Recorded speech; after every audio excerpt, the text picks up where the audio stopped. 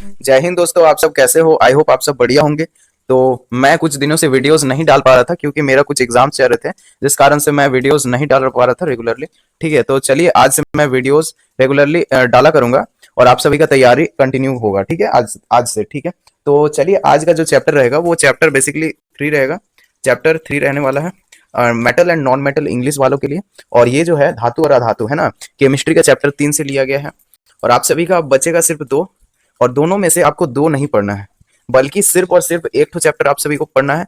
Syllabus में झारखंड के अनुसार चैप्टर एक तो आप सभी को पढ़ना है, लेकिन मैं दोनों चैप्टर्स को अच्छे तरीके से मैं पढ़ा दूंगा, क्योंकि अदर्स बोर्ड वाले भी वाले लोगों का भी एक जो 5 चैप्टर है वो रहते हैं। ठीक है, और झारखंड बोर्ड वाले लोगों के सिर्फ 4 ही तो चैप्टर पढ़ना होता है बेसिकली। ठीक है, तो चलिए बिना किसी देरी के आज का जो वीडियो है वो धातु एंड अधातु जो अति महत्वपूर्ण प्रश्न 50 मैं लिया हूँ, और एमसीक्यू टोटल रहने वाला है, यानी कि ऑब्जेक्टिव। आप सभी का बता दें कि 30 ऑब्जेक्टिव रहने वाले हैं फाइनल एग्जाम में, और 50 सब्जेक्टिव क्वेश्चन जो कि लॉन्ग क्वेश्चन बोला जाता है। ठीक है, तो उतना क्वेश्चन रहेंगे। ठीक है, वीडियो को पूरा देखिएगा, वीडियो आप सभी को पूरा अच्छे तरीके से समझाते हुए मैं करवाऊंगा। ठीक है, तो चलिए वीडियो पहला क्वेश्चन है आज का। धातुएं सामान्यतः कैसी प्रवृत्ति की होती है? तो धातुएं सामान्यतः जो होता है ना, वो बेसिकली कठोर और चमकीली होती है। जो धातुएं होता है वो क्या होता है? कठोर होता है। धातु कैसा होता है? धातु क्या मेटल क्या होता है? तो कठोर होता है और चमकीला होता है। ऑप्शन नंबर इसका option number B correct answer हो जाएगा, कठोर और चमकीला। ठीक है, नेक्स्ट हम लोग का जो क्वेश्चन है, क्वेश्चन नंबर 2, निम्नलिखित में से कौन सा अधातु है? इनमें से कौन सा अधातु है? पहला है तांबा, दूसरा है आयरन, तीसरा है क्लोरीन, और चौथा है जिंक। जिंक देखो, जिंक जो है वो क्या है? धातु है। क्लोरीन क्या है? एक मिनट, जिंक जो है वो क्या है? धातु है। आयरन क्या है? आयरन मेटल क्या होता है, यानी कि एफ क्या होता है? तो एफ क्या होता है? धातु होता है। तांबा क्या होता है? तांबा भी धातु होता है। लेकिन जो क्लोरीन होता है, क्लोरीन एक अधातु होता है। ठीक है, क्लोरीन जो होता है ना वो क्या होता है? अधातु होता है। इसीलिए हम लोग का जो ऑप्शन होगा वो option number C correct answer हो जाएगा, क्लोरीन। नेक्स्ट हम लोग का क्वेश्चन है, क्वेश्चन नंबर 3, कौन सा धातु तरल अवस्था में पाई जाती है? यानी कि आप सभी को ऐसे भी क्वेश्चन पूछा जा सकता है कि कौन सा धातु कमरे के ताप पर द्रव अवस्था में पाया जाता है? तो जो पारा होता है ना, तो पारा जो होता है ना दोस्तों, पारा व में आ की मात्रा, र में आ की मात्रा, अगर यहाँ पर सब सभी को मरकरी भी लिखा रहेगा ना, मरकरी, तो वो भी करेक्ट आंसर हो जाएगा। ठीक है, मरकरी भी रहेगा ना तो भी आपका करेक्ट आंसर होगा, और अगर पारा रहेगा तो भी करेक्ट आंसर होगा। ठीक है, तो आप सब देख लीजिएगा, तो उसी के हिसाब से मारना है आप सभी को। पारा रहेगा तो पारा मार दीजिएगा। कौन सा कमरे के ताप पर द्रव अवस्था में रहेगा? तो पारा। और एक तो चीज कि कौन सा अगर धातु है, यहाँ पास मेटल है, अगर यहाँ पास नॉन मेटल या फिर अधातु अगर पूछ लिया, कौन सा अधातु कमरे के ताप पर द्रव अवस्था में पाया जाता है, तो आपको बोलना है ब्रोमीन। ब्रोमीन एक ऐसा अधातु है जो कमरे के ताप पर द्रव अवस्था में पाया जाता है, तो ब्रोमीन इसका करेक्ट आंसर हो जाता है। ठीक है, तो इस प्रकार से इसका आप दोनों तरीके से याद रख लीजिएगा। ब्रोमीन है ना, हिंदी में भी मैं लिख देता हूँ, ब्रोमीन।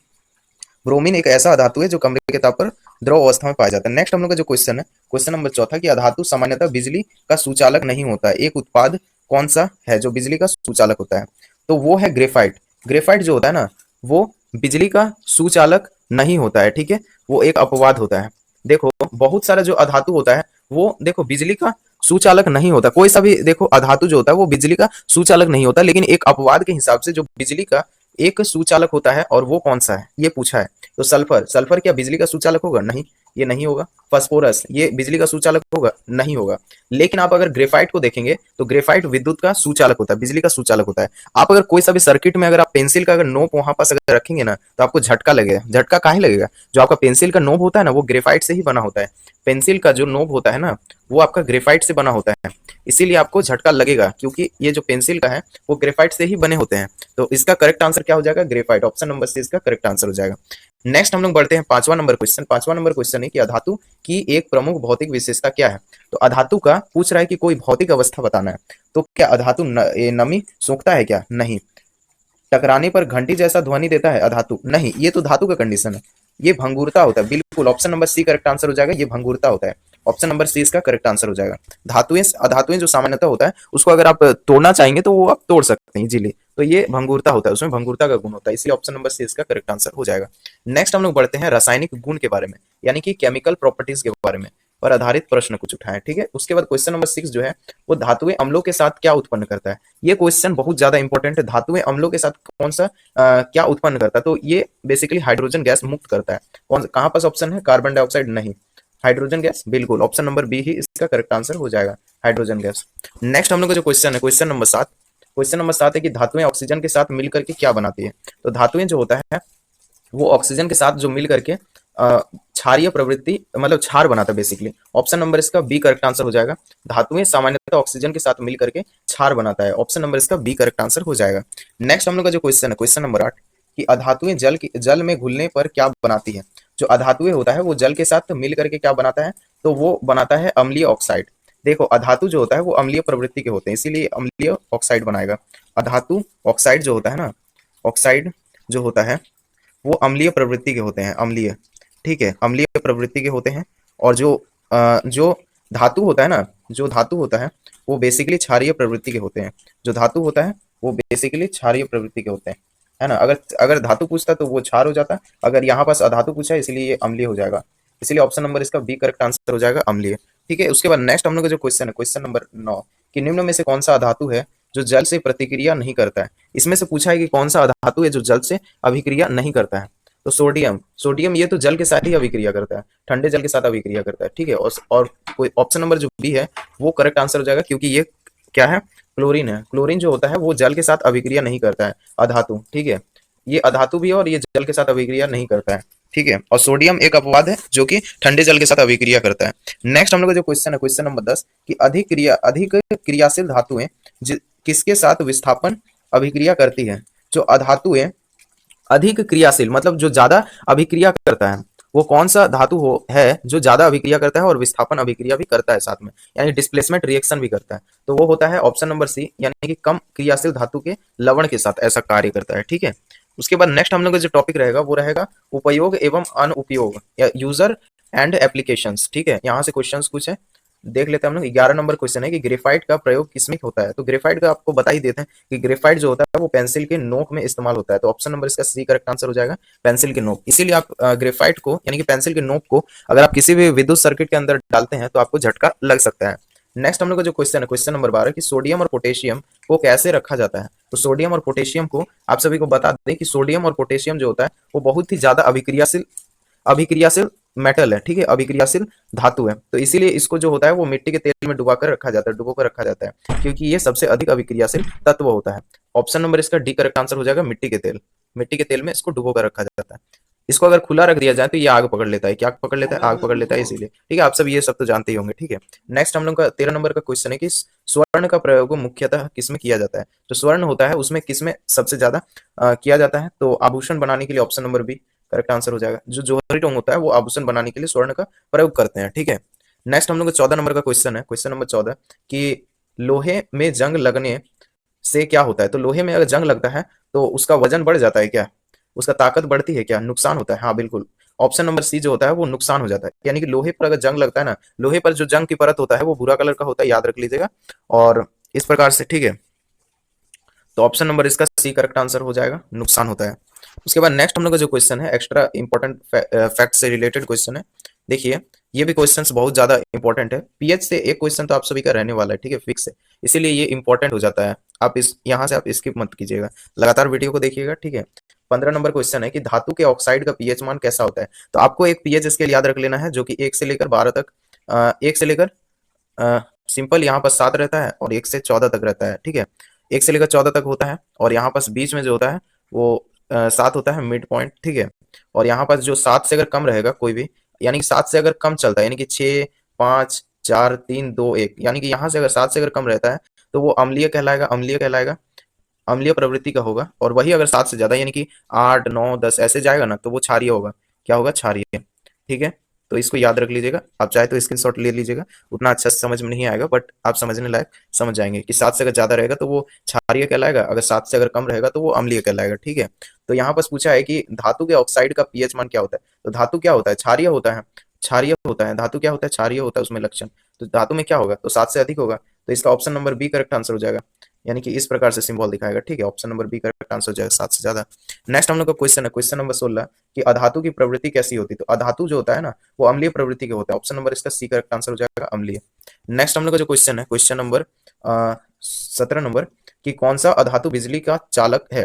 तो कौन सा अधातु बिजली का चालक है, तो आपको बता ही दिए थे कि ग्रेफाइट। ग्रेफाइट एक अधातु होते हुए भी बिजली का सुचालक होता है। काहे कि ग्रेफाइट जो होता है ना, वो पेंसिल के नोक में पाया जाता है। अगर आप पेंसिल को अगर आप किसी भी सर्किट करंट सर्किट के अंदर डालते हैं तो उसमें आपको बिजली का झटका लग सकता है। इसीलिए ऑप्शन नंबर इसका सी करेक्ट आंसर हो जाएगा।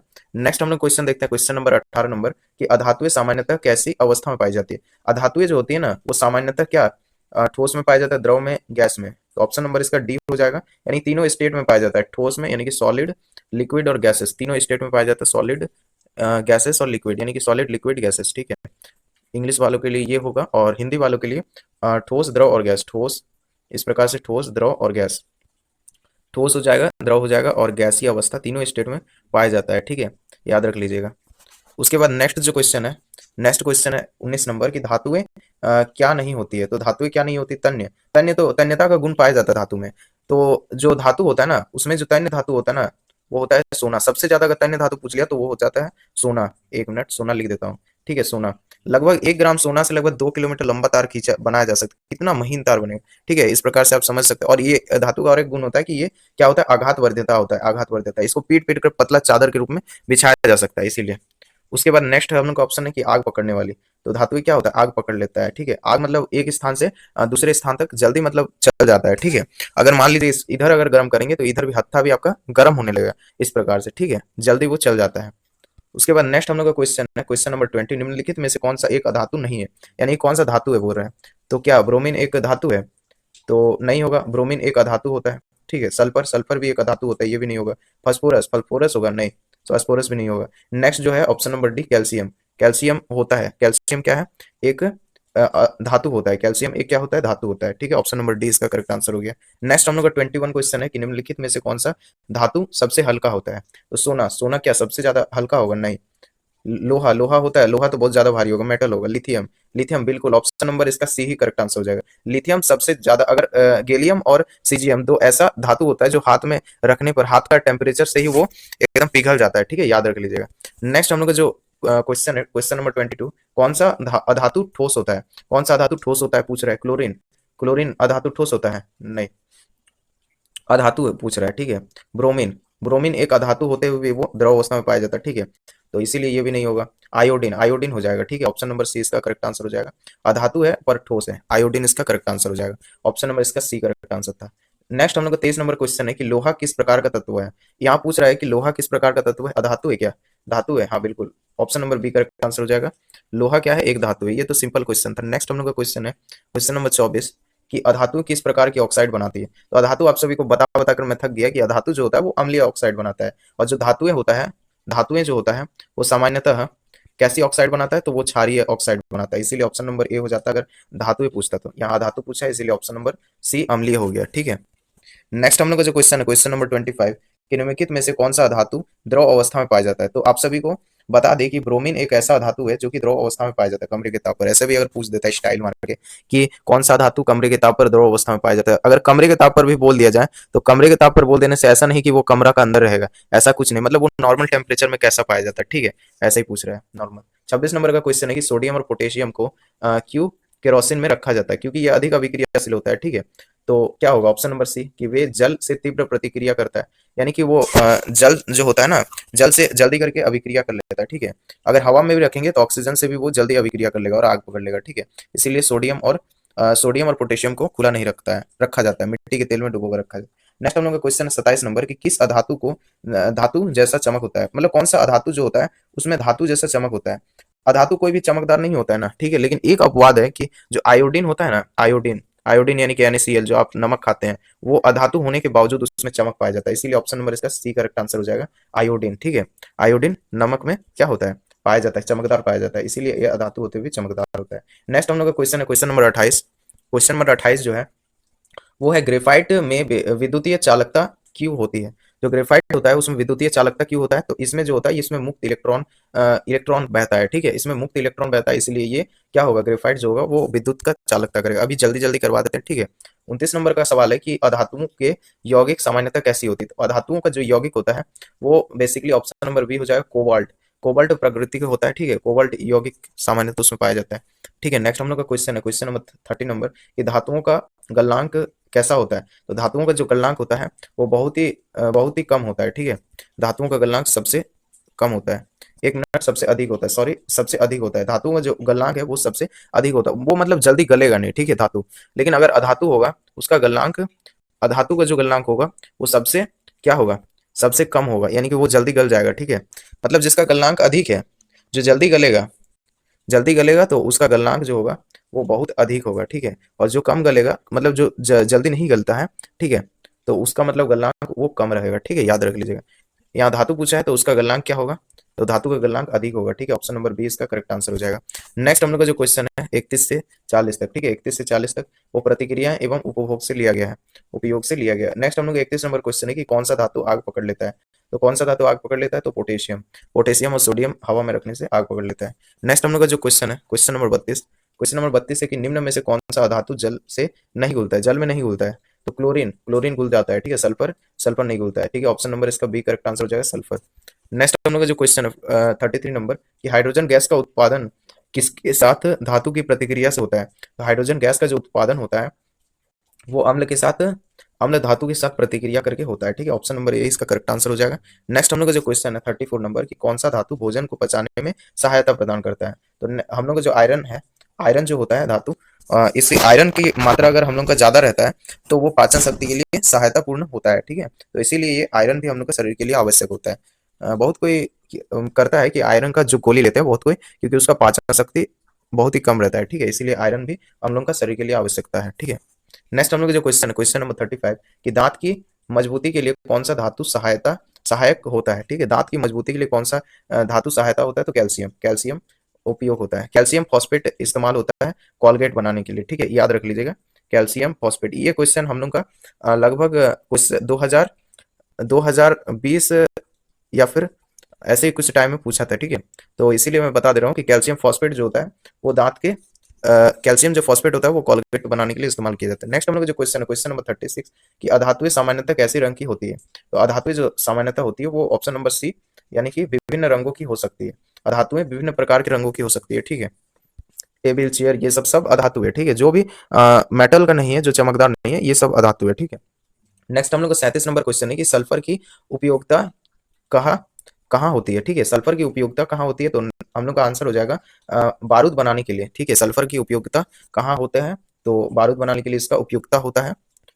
नेक्स्ट हम लोग का 38 नंबर क्वेश्चन है कि हाइड्रोजन का उपयोग किस में होता है, तो हाइड्रोजन का जो उपयोग होता है वो पेट्रोल एवं हाइड्रोजनेशन जो होता है, पेट्रोल एवं हाइड्रोजनेशन में इस्तेमाल किया जाता है, पेट्रोल का इस्तेमाल, ठीक है। अधातु किस क्षेत्र में महत्वपूर्ण भूमिका निभाता है, तो अधातु ऑप्शन नंबर बी औषधि बनाने के लिए काफी ज्यादा उपयोगी साबित होता है। नेक्स्ट हम लोग का जो क्वेश्चन है 40 नंबर कि अधातु से बने यौगिक जो नाइट्रोजन का स्रोत होता है, तो इसका ऑप्शन नंबर जो अधातु होता है उसका जो यौगिक होता है वो नाइट्रोजन, यूरिया, यूरिया नहीं होगा, एक मिनट ऑप्शन नंबर डी बिल्कुल सही है, यूरिया ही होगा, यूरिया में इस्तेमाल किया जाता है, ठीक है। Option number A correct answer हो जाएगा। नेक्स्ट हम लोग का जो क्वेश्चन है क्वेश्चन नंबर 41 से 50 तक जो होता है वो हाई लेवल कॉन्सेप्टेबल होता है, ठीक है। तो 41 नंबर का जो क्वेश्चन है क्वेश्चन नंबर 41 की पोटेशियम की जल से अभिक्रिया कैसी होती है, तो पोटेशियम से जो जल से अभिक्रिया करता है तो वो तीव्र गति से अभिक्रिया करता है, ऑप्शन नंबर इसका सी करेक्ट आंसर हो जाएगा। नेक्स्ट हम लोग का जो क्वेश्चन है क्वेश्चन नंबर 42 कि निम्न में से कौन सा अधातु ठोस है, तो निम्न में से कौन सा अधातु ठोस है, तो फॉस्फेट। फॉस्फेट जो होता है वो अधातु है परंतु ठोस अवस्था में पाया जाता है। कैल्शियम फॉस्फेट का इस्तेमाल किया जाता है, ठीक है, कॉलगेट बनाने के लिए। 43 नंबर है धातु जो केवल विद्युत ही नहीं बल्कि ताप की भी सुचालक होती है, तो कौन सा धातु है जो विद्युत का ही नहीं बल्कि ताप का भी सुचालक होता है, तो तांबा, याद रखिए तांबा, ऑप्शन नंबर ए तांबा इसका करेक्ट आंसर हो जाएगा। नेक्स्ट हम लोग का जो क्वेश्चन है क्वेश्चन नंबर 44 कि कौन सा अधातु जैविक उर्वरक में प्रयोग होता है, तो कौन सा जो अधातु होता है वो जैविक उर्वरक में इस्तेमाल किया जाता है, तो option number A nitrogen, nitrogen का इस्तेमाल जैविक उर्वरकों में किया जाता है। नेक्स्ट हम लोग का जो क्वेश्चन है क्वेश्चन नंबर 45 अधातुएं आमतौर पर कैसी यौगिकों को बनाती है, तो अधातु जो होती है वो आमतौर पर कैसी यौगिक बनाता है, तो अधातु ऑक्साइड बनाएगा, ठीक है। अधातु ऑक्साइड कहाँ है, अधातु ऑक्साइड बनाता है, ठीक है, अधातु ऑक्साइड। तो ऑप्शन नंबर इसका क्या हो जाएगा, एक मिनट देख लेते हैं अधातु ऑक्साइड कहाँ है, तो अधातु ऑक्साइड नहीं है बल्कि अम्लीय ऑक्साइड हो जाएगा, काहे कि जो अधातु होता है ना वो अम्लीय प्रवृत्ति के ही तो होते हैं, आपको बताया था। तो अधातु ऑक्साइड क्या हो जाएगा, अम्लीय प्रवृत्ति हो जाएगा। अगर वही धातु पूछ देता तो क्या हो जाता, क्षारीय ऑक्साइड हो जाता, क्षारीय ऑक्साइड, या फिर वहां पास अम्लीय अधातु ऑक्साइड भी हो सकता है, ठीक है। तो यहाँ पास भी अगर धातु अधातु ऑक्साइड रहता तो अधातु ऑक्साइड करेक्ट आंसर हो जाता है। 46 नंबर है कि कौन सा अधातु बैक्टीरिया को मार सकती है, तो कौन सी अधातु बैक्टीरिया को मार सकती है, तो option number A chlorine. Chlorine क्या होता है कि बैक्टीरिया को मार सकती है। नेक्स्ट हम लोग 47 नंबर क्वेश्चन है कि ग्रेफाइट कौन सी ग्रेफाइट किसकी अवस्था है। तो ग्रेफाइट जो होता है वो कार्बन का अवस्था है। Option number B correct answer हो जाएगा। कार्बन एवं उसके यौगिक वाला जो चैप्टर है उसमें आप सभी को ये वाला पूरा अच्छे तरीके से पढ़ना है, ठीक है। 48 नंबर है कि निम्न में से कौन सा अधातु नहीं है। तो लोहा जो होता है ये एक धातु होता है, मेटल होता है, इसलिए ये एक अधातु नहीं है, धातु है बल्कि, ठीक है। नेक्स्ट हम लोग का क्वेश्चन है 49 नंबर क्वेश्चन है कि कौन सा अधातु नीली ज्वाला उत्पन्न करता है। तो एलपीजी गैस, ठीक है। एलपीजी गैस भी नीली ज्वाला उत्पन्न कर सकता है, ठीक है, लेकिन यहाँ पास एलपीजी गैस नहीं है, ठीक है। Option number B correct answer हो जाएगा, सल्फर, याद रख लीजिएगा, ठीक है। नेक्स्ट हम लोग का क्वेश्चन है क्वेश्चन नंबर 50, निम्नलिखित में से प्राकृतिक रूप से पाई जाने वाली अधातु कौन सा है। ये आप सभी के लिए फाइनल क्वेश्चन है। इसके बाद नेक्स्ट पार्ट आएगा, उसमें आप सभी को क्वेश्चन आंसर पूरा इसमें कर दिया जाएगा, करवा दिया जाएगा, और ये वाला चैप्टर भी आपका खत्म हो जाएगा एक तरह से, ठीक है। नेक्स्ट हम लोग का चैप्टर आएगा कार्बन एवं उसके यौगिक, चैप्टर 4। इस प्रकार से आपको पूरा आप सभी को फ्री ऑफ कॉस्ट तैयारी करवाया जाएगा, ठीक है। इसीलिए आप सभी इस चैनल को सब्सक्राइब करके रख लीजिएगा, जिससे कि आप सभी को टाइम पर नोटिफिकेशन मिल जाएंगे। चलिए इसका आंसर देख लेते हैं। तो ऑप्शन नंबर इसका बी करेक्ट आंसर हो जाएगा, क्लोरीन, ठीक है। क्लोरीन एक प्राकृतिक रूप से पाई जाने वाली एक धातु होता है। तो चलिए मिलते हैं किसी नए वीडियो में, तब तक के लिए जय हिंद, जय भारत, आपका दिन शुभ हो।